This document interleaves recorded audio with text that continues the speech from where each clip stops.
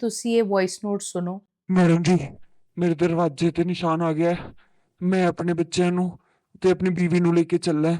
ਮੈਂ ਪਿੰਡ 'ਚ ਵਾਪਸ ਨਹੀਂ ਆਉਂਗਾ ਕਦੀ। ਮੈਨੂੰ ਇਹ ਵੌਇਸ ਨੋਟ ਇੱਕ ਅਨਨੋਨ ਨੰਬਰ ਤੋਂ ਆਇਆ। ਜਦ ਮੈਂ ਕਾਲ ਬੈਕ ਕੀਤੀ ਤਾਂ ਫੋਨ ਸਵਿਚਡ ਆਫ ਸੀ। ਇਹ ਗੱਲ ਹੈ ਅੱਜ ਤੋਂ 15 ਸਾਲ ਪੁਰਾਣੀ। ਮੈਂ ਆਈ ਥਿੰਕ ਅਰਾਊਂਡ 20 ਇਅਰਸ ਦੀ ਸੀ and I was working BBC ਦੇ ਨਾਲ। BBC ਇੱਕ ਡਾਕੂਮੈਂਟਰੀ ਬਣਾ ਰਿਹਾ ਸੀਗਾ ਔਨ ਬਾਰਡਰ ਵਿਲੇजेस। ਤਾਂ ਮੇਰਾ ਕੰਮ ਸੀ ਉੱਥੇ ਰਿਸਰਚਰ ਦਾ। ਮੈਂ ਰਿਸਰਚ ਕਰਨ ਲਈ ਪਿੰਡਾਂ 'ਚ ਜਾਣਾ, ਲੋਕਾਂ ਨਾਲ ਗੱਲ ਕਰਨੀ ਐਂਡ ਗੱਲ ਕਰਦੇ ਕਰਦੇ ਤੁਹਾਡੀ ਜਿਹੜੀਆਂ ਲੀਡਸ ਮਿਲਦੀਆਂ, ਜਿਹੜੇ ਲੋਕ ਤੁਹਾਨੂੰ ਲੱਗਦੇ ਕਿ ਹਾਂ ਕੱਲ ਨੂੰ ਫਿਲਮ 'ਚ ਆ ਸਕਦੇ ਆ, ਤਾਂ ਤੁਸੀਂ ਓਬਵੀਅਸਲੀ ਉਹਨਾਂ ਨੂੰ ਆਪਣਾ ਨੰਬਰ ਦੇ ਦਿੰਦੇ। ਜਿਹੜਾ ਇਹ ਅਨਨੋਨ ਨੰਬਰ ਤੋਂ ਮੈਨੂੰ ਵੌਇਸ ਨੋਟ ਆਇਆ, ਮੈਂ ਪਤਾ ਲਗਾਇਆ ਕਿ ਕਿਹੜੇ ਪਿੰਡ ਤੋਂ ਹੈ ਨੰਬਰ। ਪਿੰਡ ਦਾ ਨਾਂ ਮੈਂ ਦੱਸ ਨਹੀਂ ਸਕਦੀ ਤੁਹਾਨੂੰ, ਕਿਉਂਕਿ ਮੈਨੂੰ ਪਿੰਡ ਵਾਲਿਆਂ ਨੇ ਰਿਕੁਐਸਟ ਕੀਤੀ ਕਿ ਜੇ ਤੁਸੀਂ ਕਦੀ ਕਹਾਣੀ ਬਣਾਓਗੇ ਇਸ ਚੀਜ਼ ਤੇ ਤਾਂ ਸਾਡਾ ਨਾਂ ਨਾ ਲੈਣਾ। ਉਸ ਪਿੰਡ ਦੇ ਬਾਰੇ ਮੈਂ 2 ਗੱਲਾਂ ਤੁਹਾਨੂੰ ਦੱਸ ਸਕਦੀ ਹਾਂ। ਪਹਿਲੀ ਇਹ ਕਿ ਉੱਥੇ ਦੇ ਲੋਕ, ਪਿੰਡ ਵਾਲੇ ਲੋਕ ਪ੍ਰੈਫਰ ਕਰਦੇ ਸੀ ਕਿ ਉਹਨਾਂ ਦੇ ਘਰ ਗੁਰਦੁਆਰੇ ਦੇ ਨੇੜੇ ਹੋਣ। ਦੂਜੀ ਚੀਜ਼, ਇਸ ਪਿੰਡ ਦੇ ਵਿੱਚ ਘਰਾਂ ਦੇ ਬਿਜਲੀ ਦੇ ਬਿੱਲ ਬਹੁਤ ਆਉਂਦੇ ਸੀ। ਹੁਣ ਇਹ ਜਿਹੜਾ ਪਿੰਡ ਸੀ, ਇਸ ਪਿੰਡ ਦੇ ਵਿੱਚ ਪਿਛਲੇ 15 ਸਾਲ 'ਚ 75 ਲੋਕਾਂ ਨੇ ਆਪਣੇ ਘਰ ਛੱਡਤੇ ਸੀ। ਘਰ ਛੱਡਣ ਦਾ ਕਾਰਨ ਸਿਰਫ ਇੱਕ ਵਾਈਟ ਚੌਕ ਦੀ ਲਾਈਨ ਉਹਨਾਂ ਦੇ ਘਰ ਦੀ ਦਹਲੀਜ਼ ਤੇ। ਕਿਨੇ ਮਾਰੀ ਉਹ ਲਾਈਨ? ਸਾਰਿਆਂ ਦਾ ਇੱਕੋ ਹੀ ਜਵਾਬ ਸੀ, ਨਿਸ਼ਾਨਚੀ ਨੇ ਮਾਰੀ ਉਹ ਲਾਈਨ। ਹੁਣ ਜਿਹੜੇ ਲੋਕ ਪੰਜਾਬੀ ਸਮਝਦੇ ਹੈ, they would know the meaning of ਨਿਸ਼ਾਨਚੀ। ਨਿਸ਼ਾਨਚੀ ਉਹ ਹੁੰਦੇ ਆ ਜਿਹੜੇ ਲਾਈਨਾਂ ਖਿੱਚਦੇ ਆ, ਜਿਹੜੇ ਨਿਸ਼ਾਨ ਲਗਾਉਂਦੇ ਆ। ਕਿਉਂਕਿ ਗੱਲ ਬਾਰਡਰ ਵਿਲੇजेस ਦੀ ਹੋ ਰਹੀ ਹੈ ਤਾਂ we will have to go back to colonial times, British Raj. ਸਾਲ 1920 ਦੇ ਵਿੱਚ ਬ੍ਰਿਟਿਸ਼ ਰਾਜ ਨੇ ਇੱਕ ਡਿਸੀਜਨ ਲਿੱਤਾ ਸੀ ਕਿ ਆਪਾਂ ਸਰਵੇਅਰਸ ਭੇਜਾਂਗੇ ਪੰਜਾਬ ਦੇ ਪਿੰਡਾਂ ਦੇ ਵਿੱਚ। ਸਰਵੇਅਰਸ ਜਿਹੜੇ ਪ੍ਰਾਪਰਟੀ ਦੀਆਂ ਲਾਈਨਾਂ ਮਾਰਕ ਕਰਨਗੇ, ਜਿਹੜੇ ਬੇਸਿਕਲੀ ਪਿੰਡਾਂ ਦੀ ਡਿਮਾਰਕੇਸ਼ਨ ਵੀ ਕਰਨਗੇ। ਉਹਨੂੰ ਸਰਵੇਅਰ ਨੂੰ ਪੰਜਾਬੀ 'ਚ ਨਿਸ਼ਾਨਚੀ ਕਿਹਾ ਜਾਂਦਾ ਸੀ। ਤਾਂ ਉਸ ਟਾਈਮ ਤੇ surveyor number 447 was assigned to this nameless ਪਿੰਡ। ਸਰਵੇਅਰ ਨੰਬਰ 447 ਜਦ ਪਿੰਡ 'ਚ ਪਹੁੰਚਿਆ, ਇਸ ਨੇਮਲੈਸ ਪਿੰਡ 'ਚ, ਤਾਂ ਲੋਕਾਂ ਨੇ ਦੇਖਿਆ ਕਿ ਉਹ ਬ੍ਰਿਟਿਸ਼ਰ ਸੀ, ਲੰਬਾ ਸੋਹਣਾ ਸੀ। ਪਰ ਇੱਕ ਹੋਰ ਚੀਜ਼ ਵੀ ਉਹਦੇ ਬਾਰੇ ਨੋਟਿਸ ਕੀਤੀ ਕਿ ਉਹ ਬੜਾ ਰੂਲਸ ਫੋਲੋ ਕਰਨ ਵਾਲਾ ਸੀ, ਬੜਾ ਹੀ ਡਿਲੀਜੈਂਟ ਬੰਦਾ ਸੀ। ਮੈਂ ਥੋੜੀ ਰਿਸਰਚ ਕੀਤੀ ਇਸ ਸਰਵੇਅਰ ਨੰਬਰ 447 ਬਾਰੇ, ਤਾਂ ਮੈਨੂੰ ਪਤਾ ਚੱਲਿਆ ਕਿ ਉਹ ਜਦ ਇੱਥੇ ਇਸ ਪਿੰਡ 'ਚ ਡਿਮਾਰਕੇਸ਼ਨ ਕਰਨ ਆਇਆ ਸੀ, ਟੈਕਸੇਸ਼ਨ ਦੇਖਣ ਆਇਆ ਸੀ, ਤਾਂ ਉਹਨੂੰ 2-3 ਹਫ਼ਤੇ ਬਾਅਦ ਹੀ ਕੁਝ ਹੋਣ ਲੱਗ ਪਿਆ। ਠੀਕ ਨਹੀਂ ਰਹਿੰਦਾ ਸੀ ਉਹ। ਫਿਰ ਇੱਕ ਦਿਨ ਉਹਦੀ ਬੋਡੀ ਮਿਲੀ। ਹੀ ਵਾਸ ਡੈਡ ਐਂਡ ਉਹਦਾ ਸਾਰਾ ਇਕਵਿਪਮੈਂਟ ਜੋ ਵੀ ਨਿਸ਼ਾਨ ਲਗਾਉਣ ਲਈ ਯੂਜ਼ ਹੁੰਦਾ ਹੈ, ਉਹ ਉਹਦੇ ਨਾਲ ਹੀ ਪਿਆ ਸੀ। ਕਾਜ਼ ਆਫ ਡੈਥ ਕਿਸੇ ਨੂੰ ਸਮਝ ਨਹੀਂ ਆਇਆ। ਲੋਕਾਂ ਨੂੰ ਲੱਗਿਆ ਕਿ ਹੀਟ ਸਟ੍ਰੋਕ ਕਰਕੇ ਮਰ ਗਿਆ ਬਾਹਰ ਕੰਮ ਕਰਦਾ ਕਰਦਾ। ਕੁਝ ਲੋਕਾਂ ਨੂੰ ਲੱਗਿਆ ਕਿ ਵੈਸੇ ਹੀ ਥੋੜਾ ਪਾਗਲ ਹੋ ਰਿਹਾ ਸੀ, ਇਹ ਥੋੜਾ ਆਪਣਾ ਆਪਾ ਖੋ ਰਿਹਾ ਸੀ, ਤਾਂ ਕਰਕੇ ਉਹਦੀ ਮੌਤ ਹੋ ਗਈ। ਉਹਦੀ ਮੌਤ ਹੋਣ ਤੋਂ ਬਾਅਦ ਸਾਲ ਆਂਦਾ ਹੈ 1947, 1947, when India was partitioned। ਕਿਉਂਕਿ ਇਹ ਪਿੰਡ ਬਾਰਡਰ ਪਿੰਡ ਸੀਗਾ ਤਾਂ ਬਹੁਤ ਸਾਰੀ ਫੈਮਿਲੀਜ਼ ਨੇ ਬਾਰਡਰ ਕ੍ਰਾਸ ਕੀਤਾ। ਬਹੁਤ ਸਾਰੀ ਫੈਮਿਲੀਜ਼ ਇਸ ਪਿੰਡ 'ਚ ਆਈਆਂ ਔਰ ਸੈਟਲ ਹੋਈਆਂ, ਕਿਉਂਕਿ ਇਹਨਾਂ ਲੋਕਾਂ ਨੇ ਇੰਨਾ ਟਰਾਮਾ, ਇੰਨਾ ਬਲੱਡ ਸ਼ੈਡ ਦੇਖਿਆ ਸੀ। ਰਾਤੋਂ ਰਾਤ ਇਹਨਾਂ ਦੇ ਘਰ ਉਜੜ ਗਏ ਸੀ। ਇਹਨਾਂ ਨੂੰ ਹਮੇਸ਼ਾ ਡਰ ਲੱਗਿਆ ਰਹਿੰਦਾ ਸੀ, ਜਿਹੜੇ ਪਿੰਡ ਦੇ ਲੋਕ ਸੀਗੇ, ਕਿ ਕਿਆ ਕੋਈ ਸਾਡੇ ਤੇ ਫਿਰ ਨਾ ਅਟੈਕ ਕਰ ਦੇ, ਕਿਆ ਕੋਈ ਸਾਡੇ ਘਰ ਫਿਰ ਨਾ ਖੋ ਲਵੇ। ਤਾਂ ਪਿੰਡ ਵਾਲਿਆਂ ਨੇ ਇੱਕ ਪੈਕਟ ਬਣਾਇਆ। ਪੈਕਟ ਸੀ ਠਿਕਰੀ ਪਹਿਰੇ ਦਾ। ਹੁਣ ਅਗੇਨ ਜਿਹੜੇ ਲੋਕ ਪੰਜਾਬੀ ਹੈ ਉਹਨਾਂ ਨੂੰ ਪਹਿਰੇ ਦਾ ਕਨਸੈਪਟ ਪਤਾ ਹੋਏਗਾ। ਪਿੰਡਾਂ ਦੇ ਵਿੱਚ ਜਿਹੜੇ ਏਬਲ ਮੈਨ ਹੁੰਦੇ ਸੀ, ਤਗੜੇ ਤੰਦਰੁਸਤ ਆਦਮੀ, ਉਹ ਪਹਿਰੇ ਲਾਉਂਦੇ ਸੀ ਕਿ ਜਾਨਵਰ ਉਹਨਾਂ ਦੀ ਫਸਲ ਨਾ ਖਰਾਬ ਕਰ ਦੇਣ। ਚੋਰਾਂ ਚੱਕਿਆਂ ਤੋਂ ਬਚਣ ਲਈ ਵੀ ਪਹਿਰੇ ਲੱਗਦੇ ਹੁੰਦੇ ਸੀ। ਲੇਕਿਨ ਠਿਕਰੀ ਦਾ ਮਤਲਬ ਕਿਆ ਹੁੰਦਾ ਹੈ? ਹੁੰਦਾ ਇੱਕ ਕਲੇ ਦਾ ਟੋਟਾ। ਇੱਕ ਘੜਾ ਜਦ ਟੁੱਟਦਾ ਉਸ ਚੋਂ ਬਹੁਤ ਸਾਰੇ ਟੋਟੇ ਨਿਕਲਦੇ ਹੈ। ਉਹ ਕਲੇ ਦੇ ਟੋਟੇ ਨੂੰ ਠਿਕਰੀ ਕਿਹਾ ਜਾਂਦਾ ਹੈ। ਤਾਂ ਪੁਰਾਣੇ ਜ਼ਮਾਨੇ 'ਚ ਕਾਪੀਆਂ ਪੈਨਸਿਲ ਤਾਂ ਸੀ ਨਹੀਂ, ਤਾਂ ਇਹ ਕਿਆ ਕਰਦੇ ਸੀ, ਉਹ ਠਿਕਰੀਆਂ ਤੇ ਉਹ ਆਦਮੀਆਂ ਦਾ ਨਾਮ ਲਿਖ ਦਿੰਦੇ ਸੀ ਜਿਹੜੇ ਪਹਿਰਾ ਕਰ ਸਕਦੇ ਸੀ। ਫਿਰ ਉਹਨੂੰ ਇੱਕ ਘੜੇ 'ਚ ਪਾ ਦਿੰਦੇ ਸੀ। ਫਿਰ ਉਹ ਘੜੇ ਚੋਂ ਠਿਕਰੀ ਨਿਕਲ ਕੇ ਡਿਸਾਈਡ ਹੁੰਦਾ ਸੀ ਕਿ ਅੱਜ ਪਹਿਰਾ ਕੌਣ ਕਰੇਗਾ। ਤਾਂ ਠਿਕਰੀ ਪਹਿਰਾ ਨਾਮ ਇਸ ਤੋਂ ਪਿਆ। ਇਹ ਪਿੰਡ ਵਾਲਿਆਂ ਨੇ ਥੋੜਾ ਮੋਡੀਫਾਈ ਕਰਤਾ ਠਿਕਰੀ ਪਹਿਰੇ ਦੇ ਕਨਸੈਪਟ ਨੂੰ। ਇਹਨਾਂ ਨੇ ਬਾਹਰ ਜਾਣ ਦੀ ਬਜਾਏ ਅੰਦਰੋਂ, ਘਰਾਂ ਦੇ ਅੰਦਰੋਂ ਹੀ ਪਹਿਰਾ ਲਾਣਾ ਸ਼ੁਰੂ ਕਰਤਾ। ਇਹਨਾਂ ਨੇ ਕਿਹਾ ਜੀ ਹਰ ਰਾਤ ਨੂੰ ਘਰ ਦਾ ਐਟਲੀਸਟ ਇੱਕ ਮੈਂਬਰ ਜਾਗਦਾ ਰਹੇਗਾ, ਪਹਿਰੇ ਤੇ ਰਹੇਗਾ। ਸਾਰੇ ਘਰਾਂ ਦੀਆਂ ਲਾਈਟਾਂ ਜਗ ਰਹੀਆਂ ਹੋਣੀਆਂ ਚਾਹੀਦੀਆਂ, ਸਾਰੇ ਕਮਰਿਆਂ ਦੀਆਂ ਲਾਈਟਾਂ ਜਗ ਰਹੀਆਂ ਹੋਣੀਆਂ ਚਾਹੀਦੀਆਂ, ਤਾਂ ਕਿ ਜੇ ਕੋਈ ਖਤਰਾ ਕਦੀ ਹੋਣ ਵਾਲਾ ਹੋਏ ਤੇ ਆਪਸ 'ਚ ਇੱਕ ਦੂਜੇ ਨੂੰ ਬਚਾ ਸਕਣ, ਇਨਫੋਰਮ ਕਰ ਸਕਣ। ਇਸ ਟਾਈਮ ਤੇ ਜਦ ਇਹ ਪੈਕਟ ਹੋਇਆ, ਇਹ ਪਿੰਡ ਵਾਲਿਆਂ ਨੂੰ 1920 ਵਾਲਾ ਨਿਸ਼ਾਨ ਜੀ ਦੁਬਾਰਾ ਦਿਖਣ ਲੱਗ ਗਿਆ। ਮੈਂ ਤੁਹਾਨੂੰ ਸ਼ੁਰੂ 'ਚ ਦੱਸਿਆ ਸੀ ਨਾ ਕਿ ਇਸ ਪਿੰਡ ਦਾ ਬਿਜਲੀ ਦਾ ਬਿੱਲ ਬਹੁਤ ਆਉਂਦਾ ਹੈ। ਛੋਟੇ ਘਰਾਂ ਦਾ 15,000 20,000 ਬਿਜਲੀ ਦਾ ਬਿੱਲ, ਔਰ ਮੈਂ ਪਰਸਨਲੀ ਦੇਖੇ ਨੇ ਇਹ ਇਲੈਕਟ੍ਰਿਸਿਟੀ ਦੇ ਬਿੱਲ ਆਉਂਦੇ। ਔਰ ਇਹ ਵੀ ਨਹੀਂ ਸੀਗਾ ਕਿ ਬਹੁਤ ਏਸੀ ਚੱਲ ਰਹੇ ਹੈ ਜਾਂ ਕੋਈ ਇੰਡਸਟਰੀਅਲ ਇਕਵਿਪਮੈਂਟ ਚੱਲ ਰਿਹਾ ਹੈ, ਕਿਉਂਕਿ ਇਹ ਲੋਕ ਲਾਈਟਾਂ ਹਮੇਸ਼ਾ ਔਨ ਰੱਖਦੇ ਹੈ, ਹਮੇਸ਼ਾ ਅੰਦਰੋਂ ਪਹਿਰੇ ਤੇ ਰਹਿੰਦੇ ਹੈ, ਹਰ ਕਮਰੇ ਦੀ ਲਾਈਟ ਔਨ ਰੱਖਦੇ ਹੈ। ਉਹੀ ਕਾਰਨ ਸੀ ਕਿ ਇਹਨਾਂ ਦੇ ਐਡੇ ਬਿਜਲੀ ਦੇ ਬਿੱਲਾਂ ਦਾ। ਬਿਜਲੀ ਦੇ ਬਿੱਲਾਂ ਦੇ ਇਲਾਵਾ ਮੈਂ ਤੁਹਾਨੂੰ ਇੱਕ ਦੂਜੀ ਗੱਲ ਦੱਸੀ ਸੀ ਕਿ ਪਿਛਲੇ 15 ਸਾਲ 'ਚ 75 families have left that village। ਪਤਾ ਲਗਾਇਆ ਕਿ ਜਿਹੜੇ ਨਵੇਂ ਲੋਕ ਆਏ ਜਿਨ੍ਹਾਂ ਨੇ ਉੱਥੇ ਪ੍ਰਾਪਰਟੀ ਖਰੀਦੀ, ਉਹਨਾਂ ਨੂੰ ਅੱਧੇ ਤੋਂ ਵੀ ਘੱਟ ਰੇਟ 'ਚ ਉਹ ਘਰ ਮਿਲੇ। ਔਰ ਜਿਹੜੇ ਲੋਕ ਉਹ 75 ਫੈਮਿਲੀਜ਼ ਜਿਹੜੀਆਂ ਛੱਡ ਕੇ ਗਈਆਂ ਸੀ ਉਹ ਪਿੰਡ ਨੂੰ, ਉਹਨਾਂ ਸਾਰਿਆਂ ਦਾ ਰੀਜ਼ਨ ਛੱਡਣ ਦਾ ਇੱਕੋ ਹੀ ਸੀ ਕਿ ਉਹਨਾਂ ਦੇ ਘਰ ਦੇ ਦਰਵਾਜ਼ੇ ਦੇ ਬਾਹਰ ਇੱਕ ਵਾਈਟ ਚੌਕ ਦੀ ਲਾਈਨ ਖਿੱਚੀ ਗਈ ਸੀ। ਖਿੱਚੀ ਕਿਸਨੇ? ਜਦ ਲੋਕਾਂ ਤੋਂ ਪੁੱਛਿਆ, ਸਾਰਿਆਂ ਨੇ ਇੱਕੋ ਹੀ ਨਾਮ ਲਿੱਤਾ, ਨਿਸ਼ਾਨਚੀ ਨੇ ਉਹ ਲਾਈਨ ਖਿੱਚੀ। ਹੁੰਦਾ ਕਿਆ ਸੀ ਉਹ ਲਾਈਨ ਖਿੱਚਣ ਤੋਂ ਬਾਅਦ? ਕਿਆ ਫਰਕ ਆਂਦਾ ਸੀ ਲੋਕਾਂ ਦੀ ਜ਼ਿੰਦਗੀ 'ਚ? ਫਰਕ ਇਹ ਆਂਦਾ ਸੀ ਕਿ ਤੁਹਾਨੂੰ ਬੁਰੇ ਸੁਪਨੇ ਆਣੇ ਸ਼ੁਰੂ ਹੋ ਜਾਂਦੇ ਸੀ, ਤੁਹਾਨੂੰ ਤੁਹਾਡੇ ਪਿੰਡ ਦੇ ਲੋਕ ਬੁਲਾਣਾ ਛੱਡ ਦਿੰਦੇ ਸੀ, ਸਬਜ਼ੀ ਭਾਜੀ ਰਾਸ਼ਨ ਮਿਲਣਾ ਬੰਦ ਹੋ ਜਾਂਦਾ ਸੀ, ਸਾਰਾ ਪਿੰਡ ਤੁਹਾਨੂੰ ਇੱਕ ਤਰ੍ਹਾਂ ਤੋਂ ਕੱਟ ਆਫ ਕਰ ਦਿੰਦਾ ਸੀ, ਸਭ ਉਜੜਿਆ ਜਿਹਾ ਲੱਗਣਾ। ਲੋਕ ਪ੍ਰੈਫਰ ਕਰਦੇ ਸੀ ਕਿ ਉਹਨਾਂ ਦਾ ਘਰ ਗੁਰਦੁਆਰੇ ਦੇ ਨੇੜੇ ਤੋਂ ਨੇੜੇ ਹੋਵੇ, ਕਿਉਂਕਿ ਉਹਨਾਂ ਨੂੰ ਲੱਗਦਾ ਸੀਗਾ ਕਿ ਗੁਰਦੁਆਰੇ ਦੇ ਜੇ ਨੇੜੇ ਹੋਊਗਾ ਤਾਂ ਉਹ ਜ਼ਿਆਦਾ ਪ੍ਰੋਟੈਕਟਿਡ ਰਹਿਣਗੇ। ਤਾਂ ਮੈਂ ਕਾਫੀ ਦੇਰ ਫੋਨਾਂ ਤੇ ਰਿਸਰਚ ਕਰਨ ਤੋਂ ਬਾਅਦ, ਚੰਡੀਗੜ੍ਹ ਦੇ ਡਿਪਾਰਟਮੈਂਟਾਂ 'ਚ ਕਾਲ ਕਰਨ ਤੋਂ ਬਾਅਦ ਡਿਸਾਈਡ ਕੀਤਾ ਕਿ ਮੈਂ ਵਾਪਸ ਉਸ ਪਿੰਡ 'ਚ ਜਾਊਂਗੀ ਔਰ ਪਤਾ ਲਗਾਉਂਗੀ ਕਿ ਉਹ ਮੁੰਡਾ ਕੌਣ ਹੈ, ਕਿੱਥੇ ਹੈ, ਠੀਕ ਹੈ ਕਿ ਨਹੀਂ ਹੈ। ਆਪਣੇ ਵੱਲੋਂ ਅੰਡਰਸਟੈਂਡਿੰਗ ਲੈ ਕੇ ਆਉਂਗੀ ਕਿ ਐਕਚੁਅਲੀ ਚੱਲ ਕੀ ਰਿਹਾ। ਮੈਂ ਆਪਣੇ ਨਾਲ ਬੜੇ ਲੋਕਾਂ ਨੂੰ ਕੋਸ਼ਿਸ਼ ਕੀਤੀ ਕਿ ਮੇਰੇ ਨਾਲ ਕੋਈ ਮੇਰੀ ਟੀਮ 'ਚੋਂ ਚੱਲੇ, ਪਰ ਕੋਈ ਮੰਨਿਆ ਨਹੀਂ ਜਾਣ ਨੂੰ, ਸੋ ਮੈਂ ਇਕੱਲੀ ਚਲੀ ਗਈ। ਐਂਡ ਜਦ ਮੈਂ ਉਸ ਪਿੰਡ 'ਚ ਪਹਿਲੀ ਵਾਰ ਗਈ ਸੀ ਨਾ, ਮੈਨੂੰ ਅੰਕਲ ਆਂਟੀ ਮਿਲੇ ਸੀ, ਉਹਨਾਂ ਨੇ ਮੈਨੂੰ ਖਾਣਾ ਖੂਣਾ ਵੀ ਖਵਾਇਆ ਸੀ ਆਪਣੇ ਘਰ। ਤਾਂ ਮੈਂ ਡਿਸਾਈਡ ਕੀਤਾ ਕਿ ਮੈਂ ਉਹਨਾਂ ਕੋਲ ਹੀ ਜਾਊਂਗੀ। ਤਾਂ ਮੈਂ ਉਹਨਾਂ ਦੇ ਘਰ ਜਦ ਗਈ, ਰੁਕੀ, ਉਹਨਾਂ ਤੋਂ ਪੁੱਛਿਆ ਕਿਆ ਇਹ ਨਿਸ਼ਾਨਚੀ ਵਾਲੀ ਗੱਲ ਸੱਚ ਹੈ? ਇੱਕਦਮ ਉਹ ਸ਼ੌਕ ਹੋ ਗਏ ਕਿ ਮੈਨੂੰ ਕਿਵੇਂ ਪਤਾ। ਮੈਂ ਉਹਨਾਂ ਨੂੰ ਵੌਇਸ ਨੋਟ ਬਾਰੇ ਨਹੀਂ ਦੱਸਿਆ, ਪਰ ਮੈਂ ਉਹਨਾਂ ਨੂੰ ਇਹ ਦੱਸਿਆ ਕਿ ਮੇਰੀ ਰਿਸਰਚ 'ਚ ਨਿਕਲ ਕੇ ਆਇਆ ਕਿ ਇਹੋ ਜੀ ਗੱਲ ਹੈ, ਮੈਂ ਤੁਹਾਡੇ ਤੋਂ ਜਾਣਨਾ ਚਾਹੁੰਦੀ ਹਾਂ ਸੱਚ ਹੈ ਕਿ ਨਹੀਂ ਹੈ।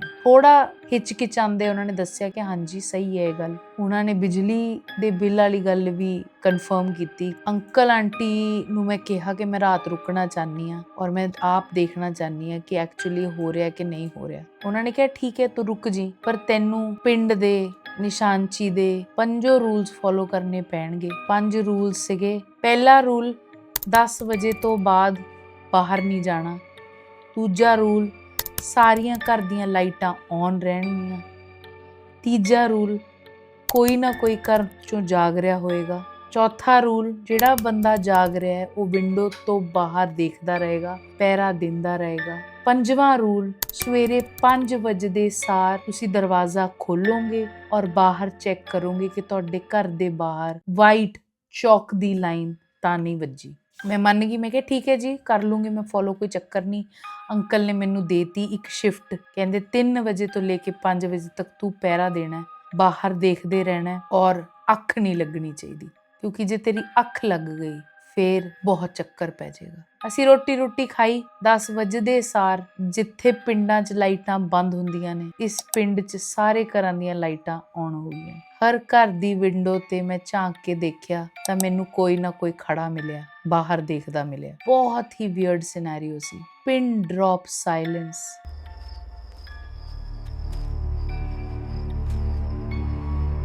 ਸਿਰਫ ਔਰ ਸਿਰਫ ਲਾਈਟਾਂ ਦੀ ਹਮਿੰਗ ਸੁਣਾਈ ਦੇ ਰਹੀ ਸੀ। ਮੈਂ ਆਂਟੀ ਨੂੰ ਫੇਰ ਪੁੱਛਿਆ, ਮੈਂ ਕਿਹਾ ਆਂਟੀ ਇਹ ਕਿਉਂ ਬਾਹਰ ਦੇਖ ਰਹੇ ਹੈ? ਆਂਟੀ ਨੇ ਕਿਹਾ ਕਿ ਪੁੱਤ ਇਹ ਪਹਿਰਾ ਦੇ ਰਹੇ ਹੈ। ਮੈਂ ਕਿਹਾ ਹੁਣ ਕਿਆ ਥ੍ਰੈਟ, ਹੁਣ ਤਾਂ ਪਾਰਟੀਸ਼ਨ ਹੋਏ ਨੂੰ ਵੀ ਕਿੰਨੇ ਸਾਲ ਹੋ ਗਏ, ਹੁਣ ਕਾਹਦਾ ਡਰ? ਕਹਿੰਦੇ ਹੁਣ ਡਰ ਪੁੱਤਰ ਪਾਰਟੀਸ਼ਨ ਦਾ ਜਾਂ ਬਾਹਰ ਵਾਲੇ ਲੋਕਾਂ ਦਾ ਨਹੀਂ ਹੈ, ਹੁਣ ਡਰ ਸਿਰਫ ਨਿਸ਼ਾਨਚੀ ਦਾ ਹੈ ਕਿ ਅਗਰ ਕੋਈ ਪਿੰਡ 'ਚ ਸੌਂ ਗਿਆ, ਕਿਸੇ ਦੀ ਲਾਈਟ ਬੰਦ ਹੋ ਗਈ, ਕਿਸੇ ਦੀ ਅੱਖ ਲੱਗ ਗਈ ਤਾਂ ਨਿਸ਼ਾਨਚੀ ਆ ਕੇ ਉਹਦੀ ਦਹਲੀਜ਼ ਤੇ ਵਾਈਟ ਚੌਕ ਦੀ ਲਾਈਨ ਮਾਰ ਜੇਗਾ ਔਰ ਫਿਰ ਬਹੁਤ ਮਾੜਾ ਹੋਏਗਾ। ਮੈਂ ਆਂਟੀ ਨੂੰ ਪੁੱਛਿਆ ਆਂਟੀ ਕੀ ਮਾੜਾ ਹੋਊਗਾ? ਆਂਟੀ ਨੇ ਕਿਹਾ ਕਿ ਪੁੱਤ ਉਸ ਬਾਰੇ ਅਸੀਂ ਗੱਲ ਨਹੀਂ ਕਰਦੇ ਕੀ ਮਾੜਾ ਹੋਊਗਾ, ਬਸ ਤੂੰ ਇੰਨਾ ਧਿਆਨ ਰੱਖੀ 3 ਵਜੇ ਤੋਂ ਲੈ ਕੇ 5 ਵਜੇ ਤੱਕ ਆ ਦੇਖ ਲਈ ਕਿ ਤੇਰੀ ਅੱਖ ਨਾ ਲੱਗ ਜੇ। 10 ਵਜੇ ਅੰਕਲ ਸੌਣ ਚਲੇ ਗਏ, ਮੈਂ ਔਰ ਆਂਟੀ ਜਾਗਦੇ ਰਹੇ ਕੁਝ ਘੰਟਿਆਂ ਲਈ। ਆਂਟੀ ਨੇ ਪਹਿਰਾ ਦੇਣਾ ਸੀ 10 ਤੋਂ ਲੈ ਕੇ 1 ਵਜੇ ਤੱਕ, ਫਿਰ ਅੰਕਲ ਨੇ ਪਹਿਰਾ ਦੇਣਾ ਸੀ 1 ਤੋਂ ਲੈ ਕੇ 3 ਵਜੇ ਤੱਕ, ਫਿਰ ਮੇਰੀ ਵਾਰੀ ਸੀ 3 ਤੋਂ ਲੈ ਕੇ 5 ਵਜੇ ਤੱਕ। ਆਂਟੀ ਦੀ ਸ਼ਿਫਟ ਖਤਮ ਹੋਈ, ਅੰਕਲ ਦੀ ਖਤਮ ਹੋਈ ਔਰ ਫਿਰ ਫਾਈਨਲੀ ਮੇਰੀ ਵਾਰੀ ਸੀ। ਐਂਡ ਮੈਂ ਦੇਖਿਆ ਕਿ ਹਰ ਘਰ ਦੇ ਵਿੱਚ ਬਿਲਕੁਲ ਸਟਿਲ ਲੋਕ ਬਾਹਰ ਦੇਖ ਰਹੇ ਹਨ, ਜਿਵੇਂ ਕੋਈ ਜਾਣ ਹੀ ਨਾ ਹੋਵੇ ਉਹਨਾਂ 'ਚ, ਜਿਵੇਂ ਉਹ ਇੰਨੇ ਯੂਜ਼ਡ ਟੂ ਹੈ ਇਸ ਰੂਟੀਨ ਦੇ। ਫਿਰ ਮੈਨੂੰ ਆਵਾਜ਼ ਆਈ, ਥੱਪ ਥੱਪ ਥੱਪ, ਕਿਸੇ ਦੇ ਫੁੱਟਸਟੈਪਸ ਦੀ, ਕੋਈ ਜਿਵੇਂ ਚੱਲ ਰਿਹਾ ਹੋਵੇ ਬਾਹਰ। ਅਗਰ ਮੈਂ ਸੱਚ ਦੱਸਾਂ ਤਾਂ ਮੇਰੇ ਸਾਹ ਸੁੱਕ ਗਏ। ਮੈਂ ਕੁਰਸੀ ਤੇ ਬੈਠੀ ਸੀ, ਵਿੰਡੋ ਤੋਂ ਬਾਹਰ ਦੇਖ ਰਹੀ ਸੀ। ਮੈਂ ਹਲਕਾ ਜਿਹਾ ਅੱਗੇ ਹੋ ਕੇ ਬਾਹਰ ਦੇਖਿਆ ਕਿ ਮੈਨੂੰ ਦਿਖੇ ਕਿਹਦੀ ਆਵਾਜ਼ ਹੈ, ਕੌਣ ਚੱਲ ਰਿਹਾ ਇਸ ਟਾਈਮ ਤੇ ਬਾਹਰ। ਪਿੱਛੋਂ ਇੱਕਦਮ ਅੰਕਲ ਨੇ ਮੈਨੂੰ ਆਵਾਜ਼ ਮਾਰੀ, ਪੁੱਤ ਲੱਭਣਾ ਉਹਨੂੰ, ਤੈਨੂੰ ਦਿਖੇਗਾ ਨਹੀਂ ਕੁਝ ਵੀ, ਉਹ ਹੈ ਉੱਥੇ ਪਰ ਤੈਨੂੰ ਦਿਖੇਗਾ ਨਹੀਂ, ਤੈਨੂੰ ਮਹਿਸੂਸ ਹੋਏਗਾ, ਤੈਨੂੰ ਆਵਾਜ਼ ਆਏਗੀ ਪਰ ਤੈਨੂੰ ਕਦੀ ਦਿਖੇਗਾ ਨਹੀਂ ਉਹ। ਇਸ ਟਾਈਮ ਤੱਕ ਮੈਂ ਬਹੁਤ ਡਰ ਗਈ ਸੀ ਤਾਂ ਮੈਂ ਅੰਕਲ ਨੂੰ ਕਿਹਾ ਅੰਕਲ ਪਲੀਜ਼ ਮੇਰੇ ਕੋਲ ਆ ਕੇ ਬਹਿ ਜਾਓ, ਕਿਉਂਕਿ ਇਕੱਲੇ ਤਾਂ ਮੇਰੇ ਤੋਂ ਹੁਣ ਬੈਠਿਆ ਨਹੀਂ ਜਾਣਾ ਇੱਥੇ। ਫਿਰ ਅੰਕਲ ਇੱਕ ਕੁਰਸੀ ਖਿੱਚ ਲਿਆਏ ਔਰ ਉਹ ਮੇਰੇ ਨਾਲ ਬਹਿ ਗਏ। ਜਦ ਮੇਰੇ ਕੋਲ ਆ ਕੇ ਬੈਠੇ ਤਾਂ ਮੈਂ ਉਹਨਾਂ ਤੋਂ ਪੁੱਛਿਆ ਕਿ ਅੰਕਲ ਤੁਸੀਂ ਸੋਏ ਨਹੀਂ? ਤਾਂ ਅੰਕਲ ਕਹਿੰਦੇ ਕਿ ਤੂੰ ਪਹਿਲੀ ਵਾਰ ਪਹਿਰਾ ਦੇ ਰਹੀ ਹੈ, ਮੈਂ ਤੇਰੇ ਤੇ ਘਰ ਸਾਰਾ ਛੱਡ ਨਹੀਂ ਸਕਦਾ ਸੀ, ਅਗਰ ਤੇਰੀ ਅੱਖ ਲੱਗ ਜਾਂਦੀ, ਅਗਰ ਤੂੰ ਡਰ ਜਾਂਦੀ ਜੋ ਹੁਣੇ ਹੋਇਆ, ਇਸ ਕਰਕੇ ਮੈਂ ਜਾਗ ਹੀ ਰਿਹਾ ਸੀ। ਸਵੇਰੇ 5 ਵੱਜ ਗਏ, ਅੰਕਲ ਉੱਠੇ ਔਰ ਦਰਵਾਜ਼ਾ ਖੋਲ੍ਹਿਆ, ਬਾਹਰ ਗਏ। ਬਾਹਰੋਂ ਜਾ ਕੇ ਜਦ ਅੰਦਰ ਆਏ ਤਾਂ ਇੱਕ ਅਲੱਗ ਰਿਲੀਫ ਸੀ ਉਹਨਾਂ ਦੇ ਚਿਹਰੇ ਤੇ। ਮੈਨੂੰ ਪਤਾ ਸੀ ਉਹ ਕਿਉਂ ਗਏ ਹੈ, ਦੇਖਣ ਗਏ ਹੈ ਕਿ ਕੋਈ ਵਾਈਟ ਚੌਕ ਦੀ ਲਾਈਨ ਤਾਂ ਨਹੀਂ ਰਾਤ ਨੂੰ ਵੱਜੀ। ਮੈਂ ਉਹਨਾਂ ਨੂੰ ਫਿਰ ਵੀ ਪੁੱਛ ਲਿਆ, ਮੈਂ ਕਿਹਾ ਅੰਕਲ ਕੀ ਚੈੱਕ ਕਰਨ ਗਏ ਸੀ? ਅੰਕਲ ਨੇ ਆਪਣਾ ਫੋਨ ਖੋਲ੍ਹਿਆ ਤੇ ਉੱਥੇ ਮੈਨੂੰ ਇੱਕ ਫੋਟੋ ਦਿਖਾਈ। ਉਹ ਫੋਟੋ 'ਚ ਇੱਕ ਘਰ ਦਾ ਮੇਨ ਗੇਟ ਸੀ ਔਰ ਉਹਦੇ ਬਾਹਰ ਇੱਕ ਵਾਈਟ ਚੌਕ ਦੀ ਲਾਈਨ ਵੱਜੀ ਹੋਈ ਸੀ। ਅੰਕਲ ਕਹਿੰਦੇ ਇਹ ਮੇਰੇ ਦੋਸਤ ਦਾ ਘਰ ਹੈ, 30 ਸਾਲ ਤੋਂ ਮੈਂ ਉਹਨੂੰ ਜਾਣਦਾ ਸੀ। ਇੱਕ ਦਿਨ ਰਾਤ ਨੂੰ ਪਹਿਰਾ ਦਿੰਦੇ ਦਿੰਦੇ ਉਹਦੀ ਅੱਖ ਲੱਗ ਗਈ ਔਰ ਅਗਲੇ ਦਿਨ ਜਦੋਂ ਉੱਠਿਆ ਕਿ ਉਹਦੇ ਘਰ ਦੇ ਬਾਹਰ ਇਹ ਲਾਈਨ ਵੱਜੀ ਹੋਈ ਹੈ। ਮੈਂ ਕਿਹਾ ਫਿਰ ਕੀ ਹੋਇਆ? ਅੰਕਲ ਕਹਿੰਦੇ ਕੁਛ ਨਹੀਂ, ਕਹਿੰਦੇ 1 ਹਫ਼ਤਾ ਤਾਂ ਕੁਛ ਵੀ ਨਹੀਂ ਹੋਇਆ। ਮੇਰੇ ਦੋਸਤ ਨੂੰ ਲੱਗਿਆ ਕਿ ਠੀਕ ਹੀ ਰਹੂਗਾ, ਕੁਛ ਨਹੀਂ ਹੋਣ ਵਾਲਾ, ਤਾਂ ਉਹ ਆਪਣੀ ਲਾਈਫ ਐਵੇਂ ਨਾਰਮਲੀ ਕੰਟੀਨਿਊਡ ਰੱਖੀ ਉਹਨੇ। ਬਟ ਹੌਲੀ ਹੌਲੀ ਉਹਦੀ ਕੁੜੀ ਨੂੰ ਮਾੜੇ ਸੁਪਨੇ ਆਉਣ ਲੱਗ ਗਏ, ਉਹਨਾਂ ਦੇ ਘਰ ਖੜਕਾ ਹੋਣ ਲੱਗ ਗਿਆ, ਆਵਾਜ਼ਾਂ ਆਉਣ ਲੱਗ ਗਈਆਂ, ਵੀਕ ਬਾਏ ਵੀਕ ਵੱਧਦੇ ਗਏ। ਅੰਕਲ ਕਹਿੰਦੇ ਸਾਡੇ ਘਰ ਦੇ ਕੁੱਤੇ ਨੇ ਉਹਨਾਂ ਦੇ ਘਰ ਦੇ ਕੋਲ ਜਾਣਾ ਬੰਦ ਕਰਤਾ। ਉਹਨਾਂ ਦੀ ਇਹ ਹਾਲਤ ਦੇਖ ਕੇ ਲੋਕਾਂ ਨੇ ਪਿੰਡ 'ਚ ਉਹਨਾਂ ਨੂੰ ਬੁਲਾਣਾ ਛੱਡਤਾ, ਡਰ ਗਏ ਸਾਰੇ ਕਿ ਕਿਤੇ ਉਹਨਾਂ ਨਾਲ ਨਾ ਇਹ ਸਭ ਕੁਝ ਹੋਣ ਲੱਗ ਜੇ। ਫਿਰ ਚੌਥੇ ਹਫ਼ਤੇ ਦੇ ਵਿੱਚ ਮੇਰੇ ਦੋਸਤ ਨੂੰ ਆਪਣੇ ਘਰ ਦੇ ਵਿੱਚ ਇੱਕ ਹੋਰ ਲਕੀਰ ਦਿਖੀ, ਇੱਕ ਹੋਰ ਨਿਸ਼ਾਨ ਦਿਖਿਆ, ਸੇਮ ਵਾਈਟ ਚੌਕ ਦੀ ਲਾਈਨ, ਲੇਕਿਨ ਉਹ ਇਸ ਵਾਰ ਦਰਵਾਜ਼ੇ ਦੇ ਬਾਹਰ ਨਹੀਂ ਸੀ, ਇਸ ਵਾਰ ਉਹ ਘਰ ਦੇ ਅੰਦਰ ਸੀ, ਘਰ ਦੇ ਅੰਦਰ ਦਰਵਾਜ਼ੇ ਤੇ। ਔਰ ਕਿਸੇ ਨੂੰ ਨਹੀਂ ਪਤਾ ਹੈ ਕਿਵੇਂ ਪੋਸੀਬਲ ਹੈ, ਕਿਉਂਕਿ ਸਾਰੇ ਹੀ ਘਰ 'ਚ ਜਾਗ ਰਹੇ ਸੀ ਉਸ ਟਾਈਮ। ਕਿਸੇ ਨੇ ਨਿਸ਼ਾਨਚੀ ਨੂੰ ਦੇਖਿਆ ਨਹੀਂ, ਕਿਸੇ ਨੇ ਕਿਸੇ ਚੀਜ਼ ਨੂੰ ਮਹਿਸੂਸ ਨਹੀਂ ਕੀਤਾ, ਸਿਰਫ ਇੱਕ ਲਾਈਨ ਦਿਖੀ ਉਹਨਾਂ ਨੂੰ ਘਰ ਦੇ ਅੰਦਰ। ਉਸ ਦਿਨ ਮੇਰਾ ਦੋਸਤ ਬਹੁਤ ਡਰ ਗਿਆ ਔਰ ਫਿਰ ਉਹ ਘਰ ਛੱਡ ਕੇ ਉੱਥੋਂ ਚਲੇ ਗਏ। ਅੰਕਲ ਮੈਨੂੰ ਘਰੋਂ ਬਾਹਰ ਲੈ ਗਏ, ਫਿਰ ਉਹਨਾਂ ਨੇ ਮੈਨੂੰ ਦਿਖਾਇਆ ਆਪਣੇ ਦੋਸਤ ਦਾ ਖਾਲੀ ਘਰ। ਮੈਂ ਅੰਕਲ ਨੂੰ ਪੁੱਛਿਆ ਅੰਕਲ ਤੁਸੀਂ ਕਿਆ ਨਿਸ਼ਾਨਚੀ ਨੂੰ ਕਦੀ ਦੇਖਿਆ? ਅੰਕਲ ਕਹਿੰਦੇ ਸ਼ਾਇਦ 1 ਵਾਰ। ਕਿ ਸ਼ਾਇਦ? ਅੰਕਲ ਕਹਿੰਦੇ 1 ਵਾਰ ਮੈਂ ਦੇਖਿਆ ਉਹਨੂੰ, ਰਾਤ ਦੇ 3 ਵਜੇ ਮੈਂ ਤੇਰੇ ਵਾਂਗ ਹੀ ਖਿੜਕੀ 'ਚੋਂ ਬਾਹਰ ਦੇਖ ਰਿਹਾ ਸੀ ਔਰ ਮੈਨੂੰ ਕਿਸੇ ਦੀ ਸਿਲੂਏਟ ਦਿਖੀ, ਕੋਈ ਦੂਰ ਚੱਲਦਾ ਦਿਖਿਆ ਔਰ ਉਹਦੇ ਹੱਥ ਦੇ ਵਿੱਚ ਚੇਨਸ ਸੀਗੀਆਂ, ਮੈਜਰਿੰਗ ਇਕੁਇਪਮੈਂਟ ਸੀਗਾ, ਉਹੀ ਇਕੁਇਪਮੈਂਟ ਜੋ ਇੱਕ ਬ੍ਰਿਟਿਸ਼ ਰਾਜ ਦੇ ਸਰਵੇਅਰ ਦੇ ਹੱਥ ਹੁੰਦਾ ਸੀ। ਮੈਂ ਅੱਖਾਂ ਮੋੜ ਲੀਆਂ ਜਿਵੇਂ ਹੀ ਉਹ ਮੈਨੂੰ ਦਿਖਿਆ। ਮੈਨੂੰ ਐਵੇਂ ਲੱਗਿਆ ਕਿ ਜੇ ਮੈਂ ਉਹਨੂੰ ਜ਼ਿਆਦਾ ਦੇਖਿਆ, ਜੇ ਮੈਂ ਕਿਤੇ ਉਹਦੀ ਅੱਖਾਂ 'ਚ ਅੱਖਾਂ ਪਾ ਕੇ ਦੇਖ ਲਿਆ ਤਾਂ ਕਿਆ ਪਤਾ ਉਹ ਮੈਨੂੰ ਵੀ ਮਾਰਕ ਕਰ ਦੇਵੇ ਔਰ ਮੇਰੀ ਜ਼ਿੰਦਗੀ ਵੀ ਨਰਕ ਹੋ ਜਾਵੇ। ਇਸ ਕਰਕੇ ਮੈਂ ਮੂੰਹ ਮੋੜ ਲਿਆ, ਪਰ ਮੈਨੂੰ ਅਹਿਸਾਸ ਰਿਹਾ ਕਿ ਉਹ 5 ਮਿੰਟ ਤੱਕ ਮੇਰੇ ਵੱਲ ਦੇਖਦਾ ਰਿਹਾ। ਫਿਰ ਉਹ ਉੱਥੋਂ ਚਲਾ ਗਿਆ। ਫਿਰ ਮੈਂ ਅੰਕਲ ਨੂੰ ਇੱਕ ਗੱਲ ਪੁੱਛੀ, ਕਿਆ ਇਹ ਹੋ ਸਕਦਾ ਹੈ ਕਿ ਕੋਈ ਖਾਲੀ ਘਰ, ਜਿਵੇਂ ਤੁਹਾਡੇ ਦੋਸਤ ਦਾ ਖਾਲੀ ਘਰ ਪਿਆ ਹੈ, ਕਿਆ ਮੈਂ ਉੱਥੇ ਰੁਕ ਜਾਵਾਂ ਔਰ ਉੱਥੇ ਰਾਤ ਨੂੰ ਕੈਮਰਾ ਲਾ ਕੇ ਦੇਖਾਂ ਕਿ ਕਿਆ ਐਕਚੁਅਲੀ ਹੁੰਦਾ। ਈਵਨ ਦੋ ਮੈਨੂੰ ਬਹੁਤ ਡਰ ਲੱਗ ਰਿਹਾ ਸੀ, ਈਵਨ ਦੋ ਮੈਨੂੰ ਪਤਾ ਨਹੀਂ ਸੀਗਾ ਕਿ ਮੇਰੇ 'ਚ ਇਹ ਕਰਨ ਦੀ ਹਿੰਮਤ ਹੈ ਵੀ ਕਿ ਨਹੀਂ ਹੈ, ਪਰ ਮੇਰਾ ਮੋਟਿਵ, ਮੇਰੀ ਡਰਾਈਵ ਸਿਰਫ ਇੱਕੋ ਹੀ ਸੀ, ਅਗਰ ਮੈਂ ਕੁਝ ਕੈਪਚਰ ਕਰ ਲਿਆ, ਕੁਝ ਰਿਕਾਰਡ ਕਰ ਲਿਆ ਤਾਂ ਇਹ ਕਿੰਨੀ ਵੱਡੀ ਸਟੋਰੀ ਬਣੇਗੀ। ਮੈਨੂੰ ਸਿਰਫ ਆਪਣਾ ਕਰੀਅਰ, ਆਪਣੀ ਪ੍ਰੋਗਰੈਸ ਔਰ ਸਿਰਫ ਇਸ 'ਚੋਂ ਪੈਸਾ ਨਿਕਲਦਾ ਦਿਖ ਰਿਹਾ ਸੀ। ਅੰਕਲ ਨੇ ਮੈਨੂੰ ਬਿਲਕੁਲ ਮਨਾ ਕਰਤਾ।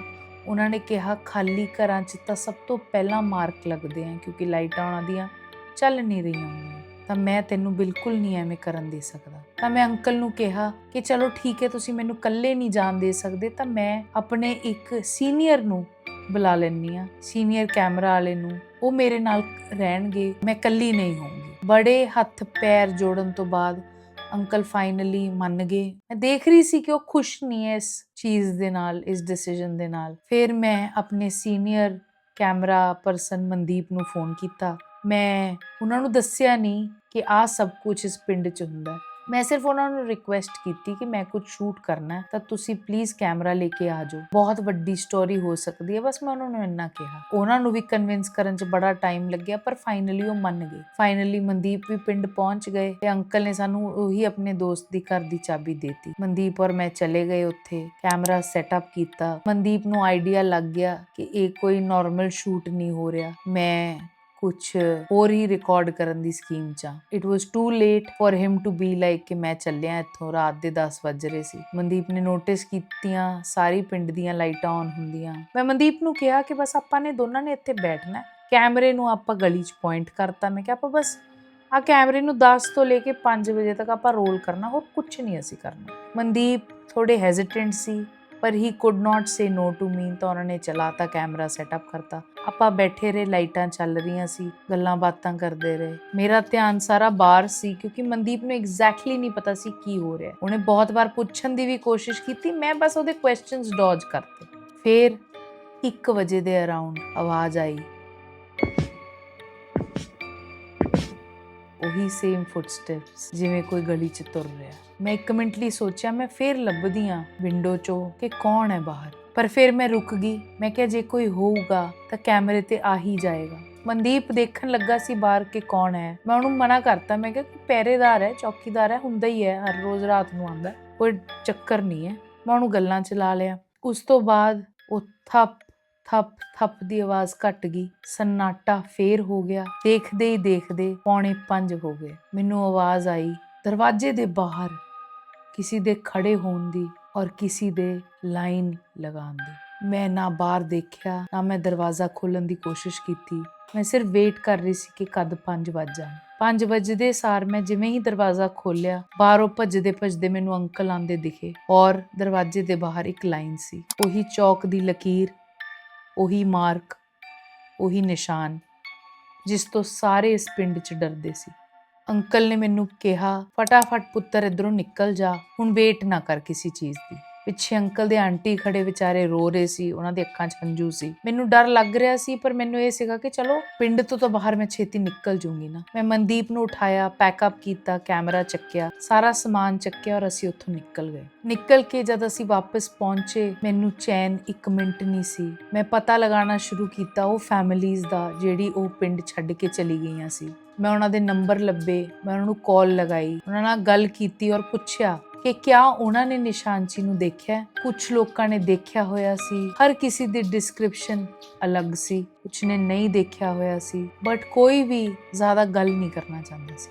ਉਸ ਵੇਲੇ ਉਸ ਪਿੰਡ ਨੂੰ ਨਿਕਲਣ ਤੋਂ ਪਹਿਲਾਂ, ਉਸ ਘਰ ਚੋਂ ਨਿਕਲਣ ਤੋਂ ਪਹਿਲਾਂ ਮੈਂ ਚੌਕ ਦਾ ਸੈਂਪਲ ਥੋੜਾ ਜਿਹਾ ਚੱਕ ਲਿਆ ਸੀ ਉਸ ਨਿਸ਼ਾਨ ਚੋਂ। ਮੈਂ ਉਸ ਚੌਕ ਦੇ ਸੈਂਪਲ ਨੂੰ ਲੈਬ 'ਚ ਭੇਜਿਆ ਸਮਝਣ ਲਈ ਕਿ ਕਿਆ ਉਹ ਇੱਕ ਨਾਰਮਲ ਚੌਕ ਹੈ। ਜੋ ਰਿਜ਼ਲਟਸ ਆਏ ਮੇਰੇ ਲਈ ਬਹੁਤ ਸ਼ੌਕਿੰਗ ਸੀ, ਬਿਕੋਜ਼ ਕਿਤੇ ਨਾ ਕਿਤੇ ਮੈਂ ਬਿਲੀਵ ਨਹੀਂ ਕਰ ਰਹੀ ਸੀ। ਮੈਨੂੰ ਇਹ ਲੱਗਿਆ ਸੀਗਾ ਕਿ ਸਾਰਾ ਕੁਝ ਸਾਈਕੋਲੋਜੀਕਲ ਹੈ, ਟਰਾਮਾ ਬੇਸਡ ਹੈ, ਮਾਸ ਹਿਸਟੇਰੀਆ ਹੈ। ਰਿਜ਼ਲਟ 'ਚ ਇਹ ਨਿਕਲ ਕੇ ਆਇਆ ਕਿ ਉਹ ਕੋਈ ਮਾਡਰਨ ਚੌਕ ਨਹੀਂ ਹੈ, ਉਹ ਇੱਕ ਲਾਈਮ ਬੇਸਡ ਚੌਕ ਸੀ ਜੋ 1920 ਦੇ ਵਿੱਚ ਯੂਜ਼ ਕੀਤਾ ਜਾਂਦਾ ਸੀ। ਤੁਸੀਂ ਸਾਰੇ ਪੁੱਛੋਗੇ, ਸੋਚ ਰਹੇ ਹੋਵੋਗੇ ਕਿ ਫਿਰ ਉਹ ਫੁਟੇਜ ਦਾ ਕੀ ਹੋਇਆ, ਉਹ ਕੈਮਰਾ ਦੀ ਫੁਟੇਜ ਜਿਹੜੀ ਰਿਕਾਰਡ ਕੀਤੀ ਸੀ ਉਹਦਾ ਕੀ ਬਣਿਆ। ਜਦ ਮਨਦੀਪ ਨੇ ਕੈਮਰਾ ਚਲਾਇਆ, ਕੈਮਰਾ ਰਾਤ ਨੂੰ 10 ਵਜੇ ਤੋਂ ਸਵੇਰੇ 5 ਵਜੇ ਤੱਕ ਚੱਲ ਰਿਹਾ ਸੀ। ਜਦ ਮਨਦੀਪ ਨੇ ਕੈਮਰਾ ਦੇਖਿਆ, ਉਸ 'ਚ ਕੋਈ ਰਿਕਾਰਡਿੰਗ ਨਹੀਂ ਸੀ, ਕੋਈ ਵੀ ਸ਼ਾਟ ਨਹੀਂ ਸੀ। 5:50 ਤੇ ਉਸ ਕੈਮਰੇ 'ਚ ਸਿਰਫ ਇੱਕ ਫੋਟੋ ਸੀ। ਉਹ ਫੋਟੋ ਸੀ ਉਹ ਮਾਰਕ ਦੀ,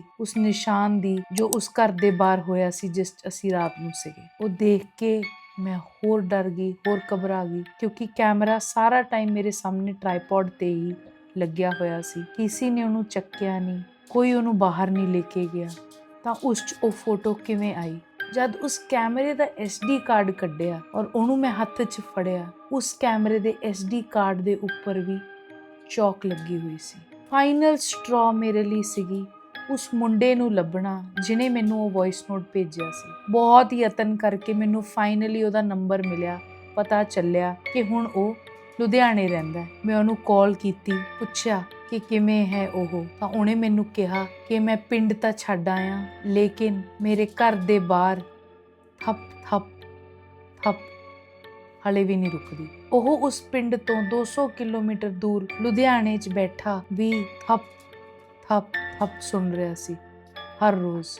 ਮੈਨੂੰ ਹਫ਼ਤੇ ਕੁ ਬਾਅਦ ਅੰਕਲ ਦਾ ਫੋਨ ਆਇਆ, ਬਹੁਤ ਘਬਰਾਏ ਹੋਏ, ਬਹੁਤ ਡਰੇ ਹੋਏ। ਅੰਕਲ ਕਹਿੰਦੇ ਕਿ ਇੱਕ ਰਾਤ ਪਹਿਲਾਂ 4 ਘਰਾਂ ਦੇ ਲੋਕਾਂ ਨੇ ਨਿਸ਼ਾਨਚੀ ਨੂੰ ਉਸੇ ਘਰ ਦੇ ਬਾਹਰ ਖੜਾ ਦੇਖਿਆ ਜਿੱਥੇ ਅਸੀਂ ਰੁਕੇ ਸੀ, ਔਰ ਉਹ ਕੁਝ ਨਹੀਂ ਕਰ ਰਿਹਾ ਸੀ, ਸਿਰਫ ਉਸ ਘਰ ਦੇ ਬਾਹਰ ਖੜਾ ਘਰ ਨੂੰ ਦੇਖੀ ਜਾ ਰਿਹਾ ਸੀ। ਮੈਨੂੰ ਉਸ ਰਾਤੀ ਆਪਣੇ ਘਰ 'ਚ